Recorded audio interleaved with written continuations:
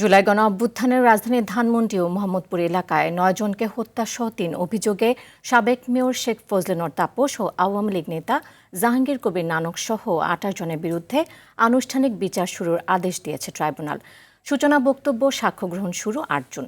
এদিকে এই হত্যাকাণ্ডে আসামিদের সংশ্লিষ্টতার সুস্পষ্ট প্রমাণ পাওয়ার কথা জানিয়েছে চিফ প্রসিকিউটর। জিএম মাহমুদের রিপোর্টে দেখুন বিস্তারিত। জুলাই ২০২৪ বৈষম্য বিরোধী আন্দোলনে উত্তাল ঢাকাসহ সারা দেশ। আন্দোলন দমনে ১৮ ও ১৯ জুলাই রাজধানীর ধানমন্ডি ও মোহাম্মদপুরে নৃশংসতা চালায় আওয়ামী লীগ, ছাত্রলীগ ও আইনশৃঙ্খলা বাহিনী। গুলি চালানো হয় নিরস্ত্র ছাত্র জনতার উপর।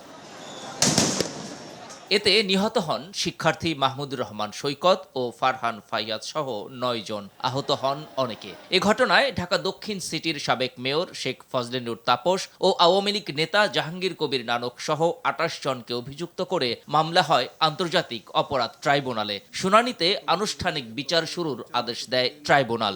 পরপর ২ দিন সেখানে ড্রোন ব্যবহার করা হয়েছে, হেলিকপ্টার ব্যবহার করা হয়েছে, বৃষ্টির মতো গুলিবর্ষণ করা হয়েছে। আগামী ৮-৬-২৬ তারিখ থেকে সাক্ষ্য কার্যক্রম শুরু হবে। তদন্তে সুপিরিয়র কমান্ড রেসপন্সিবিলিটি সহ আসামিদের বিরুদ্ধে হত্যাকাণ্ডে সংশ্লিষ্টতার প্রমাণ মিলেছে। তাই এ দায় অবশ্যই তাদেরকে নিতে হবে বলেও জানান chief prosecutor. Superior common responsibility আমরা পেয়েছি, আমরা ইন্ডিভিজুয়াল রেসপন্সিবিলিটি পেয়েছি, আমরা টার্গেটেড কিলিংয়ের অফেন্স পেয়েছি। এইটার দায় এই আসামিদেরকে অবশ্যই বহন করতে হবে।